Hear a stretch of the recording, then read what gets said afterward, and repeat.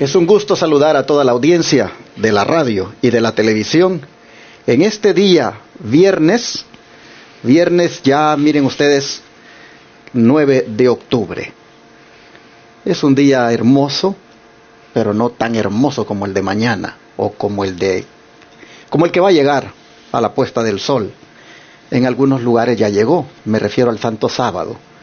Pero hoy viernes 9 de octubre, día de preparación, para nosotros es un privilegio saludarle a usted, amable televidente y radioyente, e invitarle para que se una con nosotros en adoración a nuestro Dios este Santo Sábado que está ya por llegar, como dije, a la puesta del sol. Aprovecho para decirle que visite las iglesias Advenimiento del Séptimo Día Los Tres Ángeles, ubicadas en diferentes localidades en el estado de Texas.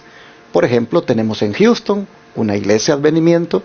En San Antonio, Texas, tenemos otra iglesia Advenimiento. Nuestra productora va a poner ahí las direcciones para que usted pueda tomar nota. En Austin, Texas, igualmente tenemos otra iglesia, otra congregación. Y así en la ciudad de Fairfield, Texas, tenemos otra. En Corsicana también tenemos una. Y en la ciudad de Fort Worth, Texas, ahí tenemos otra. En la ciudad de Denison, Texas, tenemos otra congregación. Bueno, ¿qué no decir también de la iglesia central? La que está ubicada en la ciudad de Irving, Texas, en el 210 East 6th Street, Irving, Texas 75060. Aprovecho para invitarles a esta iglesia central mañana, donde también este servidor tendrá el privilegio de predicar su santa palabra, la palabra de nuestro Dios. Será por la mañana, después de la lección de la escuela sabática, que estaré presentando el mensaje de Dios para este tiempo. Pero por la tarde a las 4 será una bonita ceremonia la que tendremos, como es la conmemoración de la Cena del Señor. Mañana será un día muy especial porque tendremos visitantes. Vendrán hermanos de la iglesia de Fairfield a congregarse con nosotros, de la iglesia de Austin también vendrán hermanos a congregarse con nosotros, vendrán a celebrar con nosotros la Cena del Señor. Desde la mañana estarán estos hermanos adorando a Dios con nosotros. Ya por la tarde se unirá la iglesia de Fort Worth, de Denison y otras congregaciones que deseen venir, pues igual son bienvenidas. A las 4 en punto es que vamos a tener la conmemoración de la Cena del Señor. Y por la mañana desde las 9 es que estará abierto el templo para que nos visiten. Como dije, no puede venir aquí a Irving, pero tiene las otras congregaciones que le mencioné para que nos visite mañana. Y ahí están las direcciones en la pantalla para que tome nota. Si usted quiere detalles de cómo llegar a los lugares, márquenos al 214-307-5344 o al 713-412-4677. Cualquiera de esos dos números usted nos puede llamar para decirle la iglesia que está abierta y el horario para que usted pueda llegar, o aún le podemos mandar la dirección por un mensaje de texto. Bueno, también esta noche a la puesta del sol hay un programa muy bonito que sale en vivo para la televisión, la radio y también para los canales de YouTube y el Facebook. Es el programa Recibiendo el Sábado. Igual estará siendo presentado ahora por algunos hermanos invitados y será un tema interesante el que ellos tendrán. Y creo que desde las primeras horas del sábado usted comenzará a ser bendecido al sintonizarnos. No se lo pierda hoy a la puesta del sol. Alguien me preguntaba, pastor, ¿y nosotros que seguimos la transmisión a la distancia, podemos también celebrar la Cena del Señor? Yo les digo sí. Preparen el vino de uvas, compren las uvas, ustedes mismos extraigan el vino para que sea un vino fresco, hagan el pan sin levadura, tengan listo allí los recipientes con agua y toallas para que se laven los pies entre ustedes y sigan la transmisión. Cuando nosotros digamos que hay que comer el pan, lo comen. Cuando demos la indicación para beber el vino, lo beben. Y antes, por supuesto, se han lavado los pies y así no se perderán esta bendición. Algunos me han dicho, ¿y será que puedo lavarme con mi esposo o con mi esposa? Por supuesto. ¿Con mis hijos? Claro que sí. Con la hermana que me viene a visitar aquí y también sigue la transmisión, hágalo. No se pierda esta bendición, solo sea consciente de lo que esto significa, que es prácticamente un acto de humildad, de consagración, de renovación espiritual, de prácticamente, hermanos, ponerse a cuentas con el Señor. Si lo hace así, con ese concepto elevado, y dispuesto también a guardar siempre el sábado, a guardar los mandamientos de Dios, a dejar esas mundanalidades tal vez por las cuales pudo haber andado. Si usted hace las cosas de esa manera, oh hermanos, qué bendición la que usted va a recibir. Ojalá entonces que no se lo pierda. Creo que llegó el momento de presentar a quienes me van a acompañar ahora para hacer el resumen, porque ustedes saben que este día venimos a hacer un resumen de lo que fue la lección. Y los que me van a acompañar son aquí mi hermana Patricia Orellana, nuestra productora de Advenimiento TV. ¿Cómo estás, Patricia? Bueno, muy buenos días. Gracias a Dios estamos bien y para mí es un gozo estar con ustedes en esta mañana, en este repaso y bueno, que el Señor nos pueda hablar en este día y que sea de gran bendición. Amén. También me acompaña el pastor Víctor Argueta para hacer este resumen. Bienvenido, pastor. Gracias, pastor, por la invitación. Es un privilegio para mí también estar con Pati aquí compartiendo esta lección, que ya son el resumen de lo que estudiamos esta semana, que fue una lección maravillosa. Hoy, esta semana, hemos sido ricamente bendecidos. Y hoy, hace 8 días, pues estábamos en el campestre y mire cómo el tiempo ha transcurrido. Y ahora, pues vamos a repasar lo que fue esta semana de esta lección maravillosa del Maestro Divino. Pues, ¿qué te parece, pastor, si de una vez haces la oración para comenzar? Muy bien.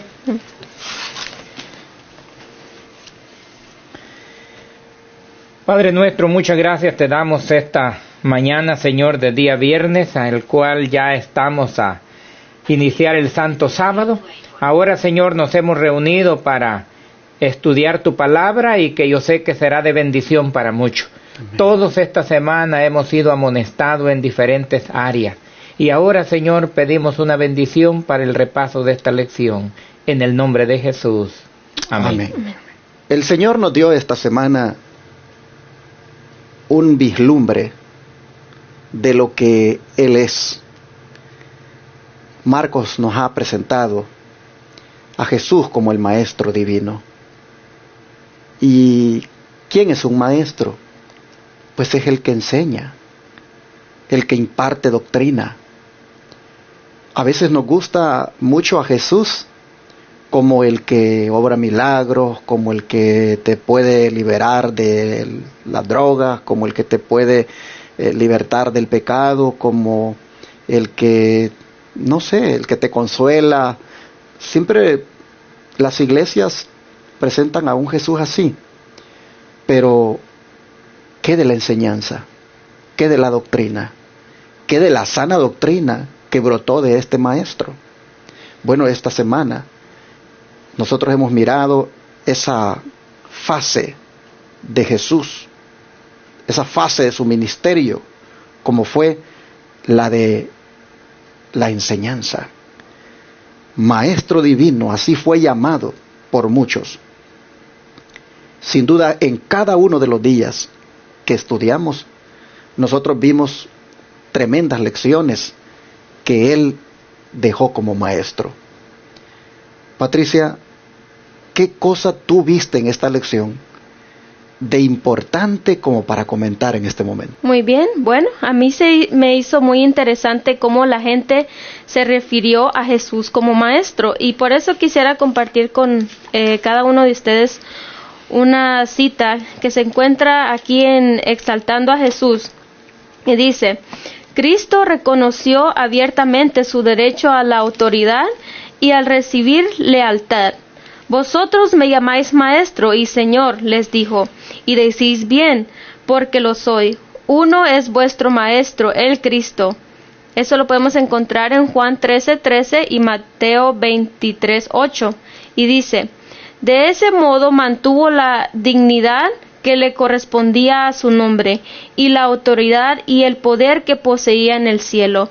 Vemos cómo ellos se referían a maestro por la enseñanza y la sabiduría también que el Señor les daba a ellos y también por el gran ejemplo de humildad. Y en varios versículos de la Biblia, como por ejemplo en Marcos 4:38, y dice: y él estaba en la popa durmiendo sobre un cabezal y despertándolo le dijeron: Maestro, ¿no tienes cuidado que perecemos? Y en varios versículos, como por ejemplo vemos cómo ellos se refirieron a Jesús como su maestro. ¿Por qué? Porque pues el Señor desde un principio les venía enseñando, y también tanto como, y vieron también en él esa sabiduría de un verdadero maestro. Mientras nuestra hermana Patricia hablaba de esto, vino a mi mente aquel librito de la hermana Elena White, el cual se llama El discurso maestro de Jesucristo. Bueno, la verdad es que no solo ella le ha llamado así a ese discurso que el Señor dio en la ladera de aquel monte, pero ese discurso, hermanos, sin duda fue, como dice el título de ese libro, el discurso maestro del Señor. ¿Por qué? Porque allí fue de enseñanza y enseñanza y enseñanza. Si ustedes leen Mateo, ustedes van a encontrar que capítulo 5, 6, 7 es un discurso largo donde las enseñanzas que impartió allí superaron cualquier enseñanza que hubiera habido hasta ese entonces. Tanto así que dice Mateo 7:29 que dijeron en el versículo 28 y 29, dice: cuando terminó Jesús estas palabras, la gente se admiraba de su doctrina, porque les enseñaba como quien tiene autoridad y no como los escribas. Miren ustedes, superó el Señor a los maestros de su tiempo. Hablaba, dice, como quien tiene autoridad y no como los escribas.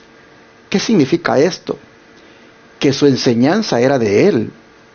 Él no venía como un niño que aprende su lección en la escuela a repetirla ahora, porque eso es lo que le enseñó otro. No, era su enseñanza, su propia enseñanza. El rabino, el escriba, hablaba de lo que otros le habían enseñado, como ocurre ahora.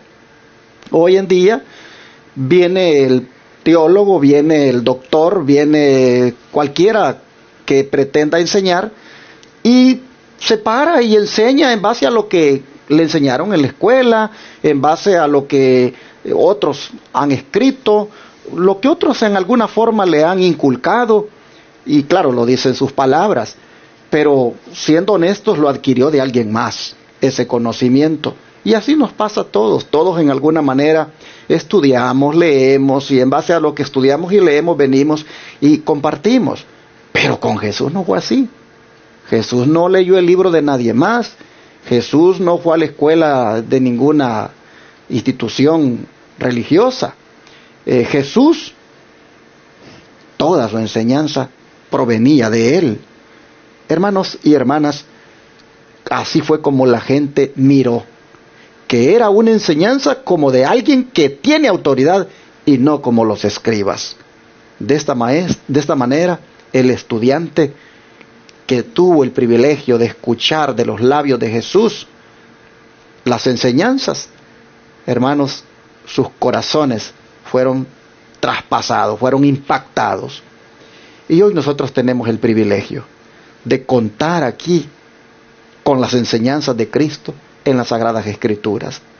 Y cuando uno se detiene a mirar lo que Él enseñó en cuanto a la ley de Dios, en cuanto a la misericordia, en cuanto a la gracia, en cuanto al amor, en cuanto al perdón de los pecados, en cuanto a tantas cosas, hermanos, que uno encuentra en la Escritura, cuando uno se detiene a mirar esas enseñanzas, uno, hermanos, no puede decir otra cosa que su enseñanza transforma, convierte, toca la vida. Así nosotros vemos que en Jesús tenemos al Maestro por excelencia. Pero pastor, ¿qué te impactó a ti de esta lección? Bueno, como nosotros sabemos, Cristo es el Maestro de los maestros, y en cierta ocasión Cristo estaba predicando, enseñando. Mientras Él enseñaba, dice que vino un dirigente, un anciano judío. ¿Y cómo vemos nosotros a este hombre anciano judío llamado Jairo? Vino con una gran reverencia, y dice que al ver a Jesús como maestro, se arrodilló y le adoró. Ahora, con esa actitud, nosotros deberíamos ir a Jesús. Y ahora Él vino con una petición. Y voy a leer aquí en el Evangelio de Marcos, capítulo 5, versos 22 y 23. Vino uno de los principales de la sinagoga llamado Jairo, y luego que le vio, se postró a sus pies. Versículo 23. Y le rogaba mucho diciendo: mi hija está agonizando, ve y pon las manos sobre ella para que sea salva y vivirá. ¿Quién se puede resistir a un mensaje como este? Cuando alguien llega y dice: mira, quiero que vayas a orar porque mi hijo, mi hija, o mi esposo, mi hermano está agonizando. Eso conmovió el corazón de Cristo. Cuando este dirigente judío, este anciano, Jairo, llega, se arrodilla y le dice: maestro, quiero pedirte un favor. Mi hija ya está muriendo. Yo quiero que vayas y la sanes. Él les pedía dos cosas: que la sanase para que viviera, tanto físico como espiritual. Ahora dice que eso conmovió el corazón de Cristo y dijo: sí, vamos a casa. Dice que donde Jesús estaba enseñando no estaba lejos la casa de Jairo, pero mientras iban caminando, pues Jesús iba atendiendo a las personas. Y pues Jairo, me imagino que él estaba ya desesperado, diciéndole: maestro, vamos rápido, lleguemos, porque esto pues amerita urgencia. Pero Jesús se tomaba su tiempo. Y a veces así nos pasa a nosotros, a veces cuando queremos salir y a veces alguien se entretiene platicando con alguien y nosotros queremos irnos ya, pero aquella persona habla con uno y habla con el otro. Pero me llama la atención que mientras iban a casa de este dirigente Jairo, dice: una mujer que tenía 12 años de estar enferma fue sanada. Y la hija de Jairo tenía 12 años de edad también. ¿Qué comparación hay entre esta mujer que tenía 12 años de estar padeciendo esta enfermedad? Y dice aquí la Biblia que la hija de Jairo también tenía 12 años. Pero me llama a mí la atención esto, con la actitud que llegó Jairo, con reverencia, vea. Y nosotros conocemos la historia de lo que pasó cuando Jesús fue a casa de Jairo.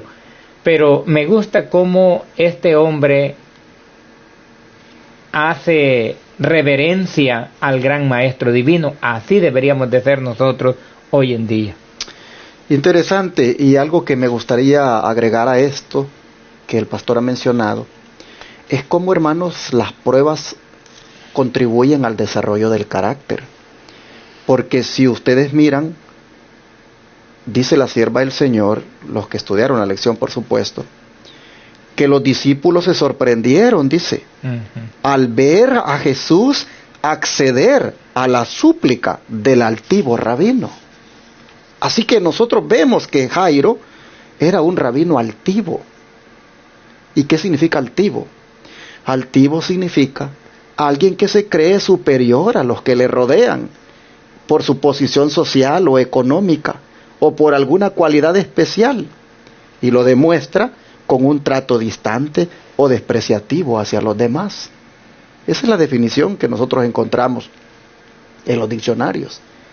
Así que usted puede ver cómo era Jairo, un altivo rabino, alguien que se creía superior, que miraba a los demás con desprecio. Desde el punto de vista de méritos, los discípulos se sorprendieron de que Jesús condescendiera ante la petición de Jairo, porque consideraban eso como: este no se lo merece. Si este es igual que todos estos rabinos, todos orgullosos, todos arrogantes, que nos ven de menos a nosotros. Pero hermanos, aquí es donde vemos la misericordia de Jesús.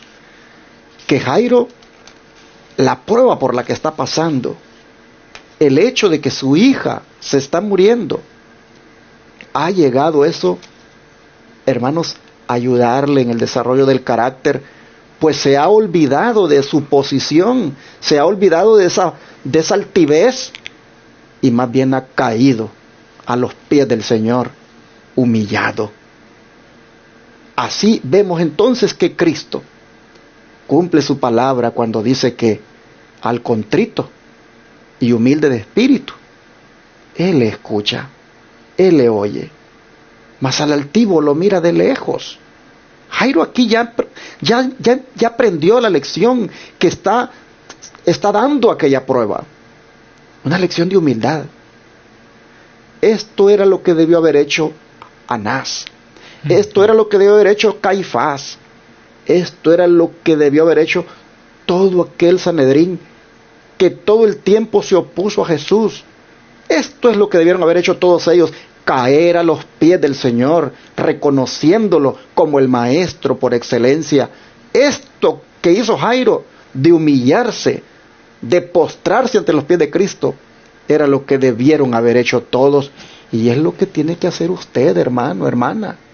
Si tiene ese defecto de carácter, donde usted es orgulloso, donde usted es orgullosa, donde usted es altiva, altivo, tiene mirada altiva, palabras altivas, donde usted, hermano, hermana, se crea superior, esto es lo que tiene que hacer: caer a los pies de Cristo, humillarse. Y el Señor entonces, en su misericordia, le va a atender como atendió a Jairo. Interesante este momento. Pero bueno, ahí me llamó la atención el hecho de que ese momento, cuando ya entraron a la casa y las plañideras Jesús las echó de la casa por esa lloradera que tenían, fingida, sin dolor, solamente porque les pagaban. A mí me impresionó ese momento cuando Él revela su divinidad al devolver a la vida un muerto. Hermanos, qué momento más espectacular, qué impresionante que un muerto vuelva a la vida, porque el dador de la vida le dice: Talita Cumi, levántate. Mis hermanos, yo no sé, ese momento habría que estar allí para ver el regocijo, la felicidad de todos, los mismos discípulos sorprendidos. El Señor reveló su divinidad allí. Y estas obras que Jesús hizo siempre tuvieron el propósito, sí, de dar un beneficio a la persona, pero también de conducir a esa persona a Jesús como el divino. Esos actos mostraron su divinidad. Y hay unos textos que quiero leer que están en el Evangelio de Juan, capítulo 10, versos 37 y 38, donde Jesús dijo lo siguiente. Juan, capítulo 10, versículo 37 y 38. Dice Jesús lo siguiente: si no hago las obras de mi Padre, no me creáis. Mas si las hago, aunque no me creáis a mí, creed a las obras, para que conozcáis y creáis que el Padre está en mí y yo en el Padre. Amén. Aquí el hermano se está declarando tan divino como el Padre. Jesús es divino, Jesús es Dios. Yo no entiendo cómo pueden haber algunos que rebajan a Jesús a la condición de hijo y ahí lo dejan como un hijo, pero inferior al Padre. Miren qué tremendo. Dice: para que conozcáis y creáis que el Padre está en mí y yo en el Padre. Es decir, hay una unidad de propósito. Pero en estas palabras Jesús se hace pasar como divino, como parte de la deidad. Y siempre aquí en Juan, ahora en el capítulo 12, verso 45, nosotros miramos que Él dice lo siguiente. 12:45. Dice el Señor de la siguiente manera: y el que me ve, ve al que me envió. Voy a leer 44. Jesús clamó y dijo: el que cree en mí, no cree en mí, sino en el que me envió. Y el que me ve, ve al que me envió. ¿Se dan cuenta cómo estos textos demuestran su divinidad? ¿Cómo estos textos, hermanos, presentan a Jesús como divino? Y así los milagros que hizo, igual, revelaban su divinidad, como ese que hizo, devolviéndole la vida a la hija de Jairo. Patricia, ¿qué más encontraste tú en esta lección que vale la pena comentar? Muy bien, bueno, a mí se me hizo también muy interesante todo lo que están hablando, pero también se me hizo interesante cómo Jesús expulsó los demonios de este muchacho del que vamos a hablar ahorita, y también ver la reacción de su familia y de los escribas. Y quisiera también aquí compartir con ustedes una cita y luego unos versículos, pero quisiera que miráramos primeramente cómo fue la reacción del Padre antes y después. Y después también vamos a ver cómo fue la reacción de los escribas. Y dice aquí, en el libro deseado de todas las gentes, el Padre contó la historia de los largos años de sufrimiento y luego, como si no lo pudiese soportar más, exclamó: si puedes algo, ayúdanos, teniendo misericordia de nosotros, si puedes. Hasta el Padre dudaba ahora del poder de Cristo. Y así que Jesús respondió: si puedes creer, al que cree todo es posible. No faltaba poder a Cristo, pero la curación del Hijo dependía de la fe del Padre. Ahora vamos a ver qué es lo que pasó. Dice aquí, en el mismo libro, dice: Jesús volvió hacia el enfermo y dijo: espíritu mudo y sordo, yo te mando, sal de él y no entres más en él. Se oyó un clamor y se produjo una lucha intensísima. El demonio, al salir, parecía estar por quitar la vida a su víctima. Luego el mancebo quedó acostado sin movimiento y aparentemente sin vida. La multitud murmuró: está muerto. Pero Jesús lo tomó de la mano y, alzándole, le presentó en perfecta sanidad mental y corporal a su Padre. El Padre y el Hijo alabaron el nombre de su libertador. Los espectadores quedaron atónitos de la grandeza de Dios, mientras los escribas, derrotados y abatidos, se apartaron malhumorados, dice. Y se me hizo muy interesante cómo es que al principio el Padre dudaba en que Jesús podría hacer este milagro, pero vemos cómo Jesús le demostró que creyendo todo es posible, y vemos cómo también la gente se quedó sorprendida, y estos hombres, como los escribas, se fueron enojados, derrotados, y vemos cómo el Señor pudo hacer algo nuevamente. Y se me hace también bonito este versículo de aquí en Hebreo 11:6, que dice: pero sin fe es imposible agradar a Dios, porque es necesario que el que a Dios se acerca cree que la haya y que es galardonador de los que le buscan, dice. Y así que es muy hermoso cuando nosotros creemos en Dios y creemos que todo es posible. Él puede hacer cualquier milagro. Vemos estos dos milagros que Él venía haciendo durante estos tiempos, tanto como a la hija de Jairo, y ahora sacarle esos demonios a este muchacho fue algo muy increíble, muy interesante para mí. Sí, quisiera agregar algo allí, Pati. No faltaba poder para Cristo.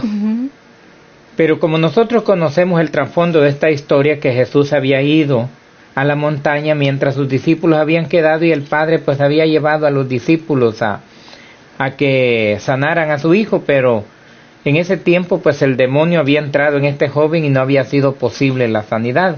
Entonces el Padre llegó a dudar, como nos vio la impotencia de los discípulos cuando Cristo baja de la montaña y ahora se abre paso y dice: pues traje a mi hijo y tus discípulos no pueden. Yo no sé si puedes hacer algo tú.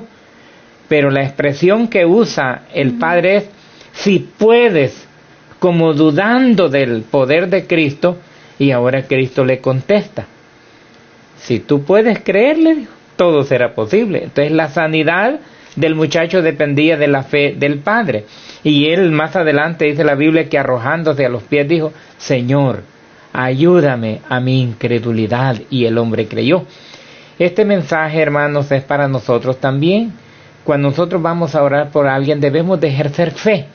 Pero también el enfermo debe ejercer fe. Sin fe, dice, es imposible agradar a Dios. Para Cristo no hay nada imposible. Nosotros necesitamos ejercer la fe. Ahora, cuando uno mira el contexto de esto que el Señor demanda, como es la fe, pues es en el contexto de una lucha con los poderes de las tinieblas.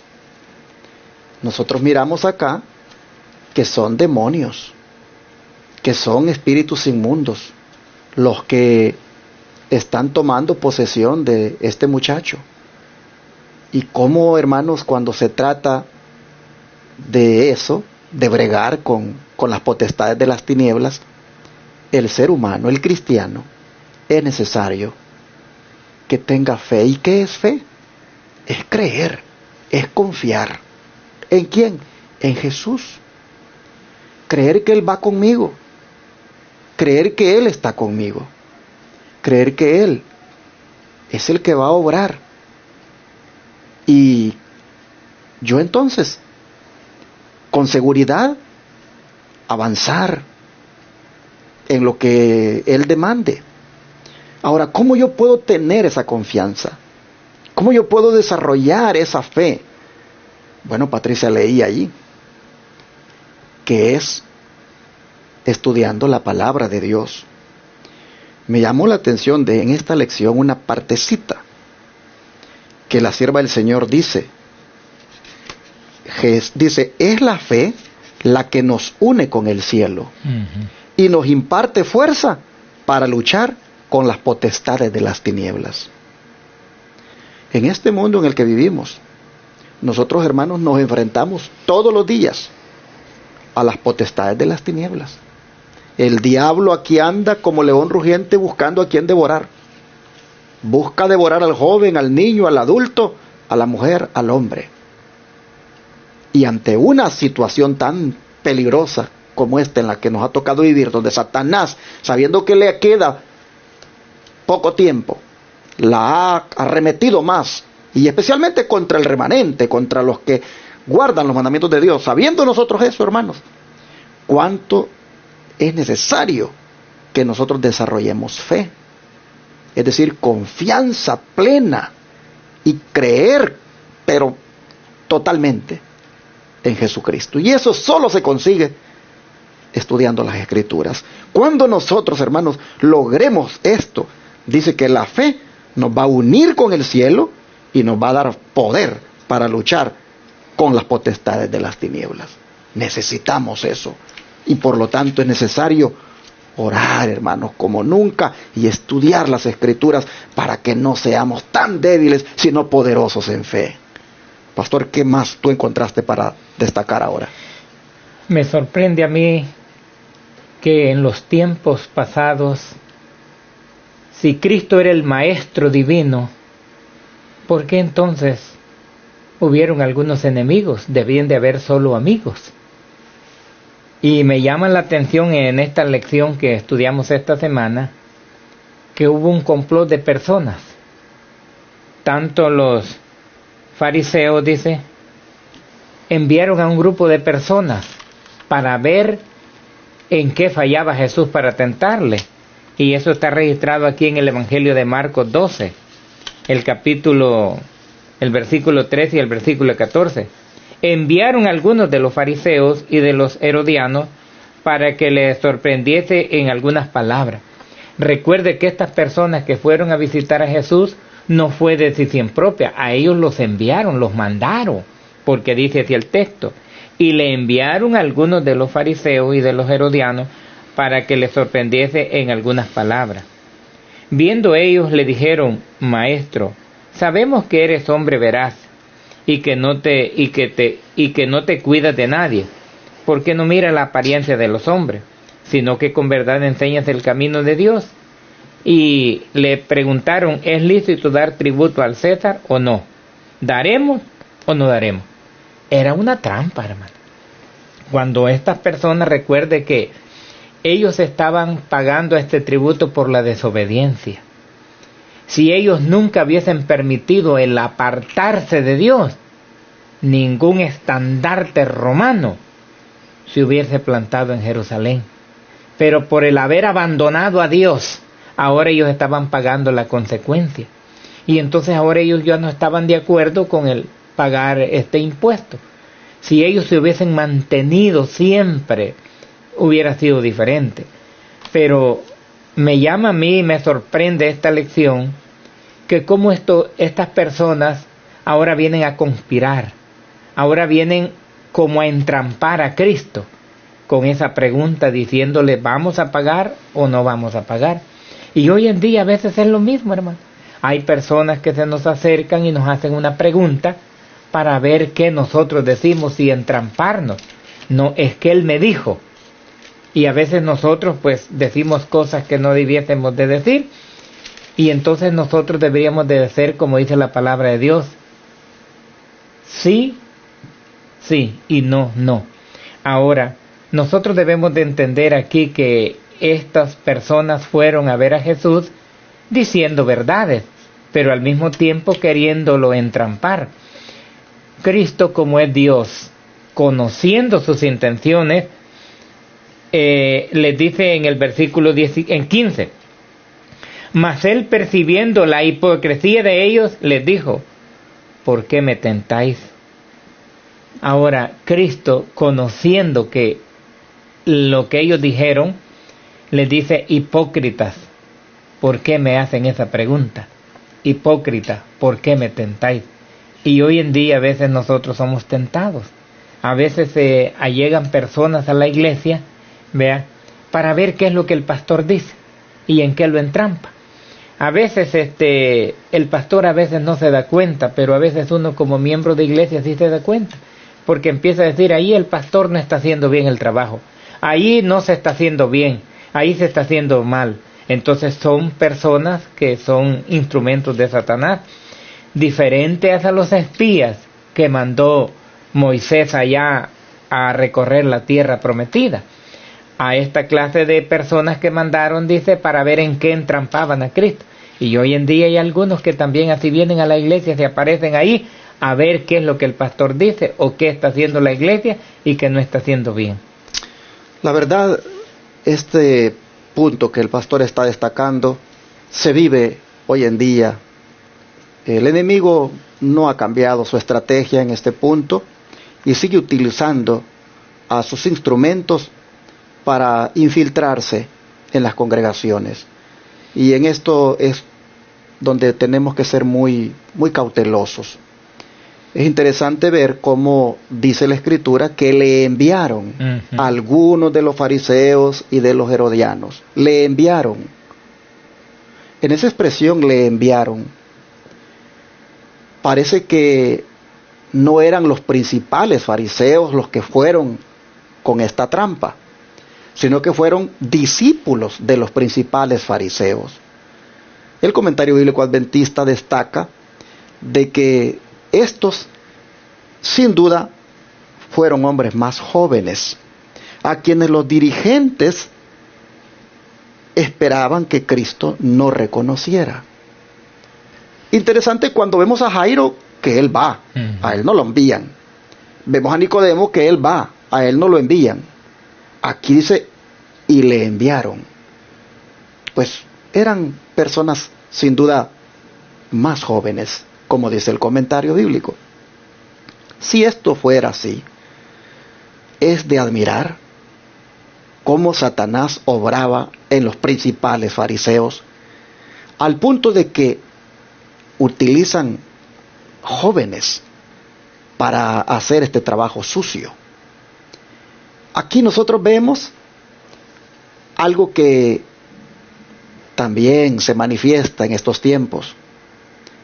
los jóvenes algunas veces son manipulados por algunos viejos astutos rabinos de este tiempo, en el sentido de que vienen y les meten ideas en contra de lo que se pueda estar haciendo para Dios, o en contra de la persona que está haciendo la obra de Dios. Agarran a uno por aquí, agarran a otro por allá, y comienzan a decirle: ¿no crees tú que el pastor aquí esté equivocado? ¿No crees tú que el pastor pues no está haciendo bien las cosas? Y van buscando meter ese veneno y buscando que los jóvenes vayan teniendo una opinión negativa de aquel siervo que está llevando adelante la obra, o de la misma iglesia que está llevando adelante la obra. A mí me da mucha tristeza cuando escucho jóvenes decir: es que en la iglesia todos son hipócritas, es que ahí los adultos son unos hipócritas, es que el pastor, él no se interesa en los jóvenes, es que el pastor aquí, que el pastor allá. Simplemente esos jóvenes están repitiendo lo que oyen de algún adulto que les ha metido esa idea. Puede ser su mismo padre, su misma madre, o algún otro hermano por allí que le encanta desestabilizar la obra que se está haciendo. Entonces, al mirar aquí que enviaron a unos con los herodianos, y que por el hecho de que fueron enviados se deduce que eran jóvenes, pues uno entonces, hermanos, puede ver cuán importante es tener esa cautela. Y ojalá que los jóvenes que por ahí, no sé si accidentalmente o porque oyen la lección todos los días, ojalá que si alguno estuviera oyendo, pidiera a Dios sabiduría cuando un adulto le mete una idea negativa en contra de alguien que está trabajando en la obra, en contra de alguien que está haciendo la obra de Dios, que le pida a Dios sabiduría para evaluar lo que le dicen y no venir a hacer la obra del enemigo porque otro lo induce. Así vemos que los enemigos quedaron consternados, porque aunque fueran jóvenes los enviados, lo que aprendieron los jóvenes ese día fue una tremenda lección sobre la separación entre la iglesia y el Estado.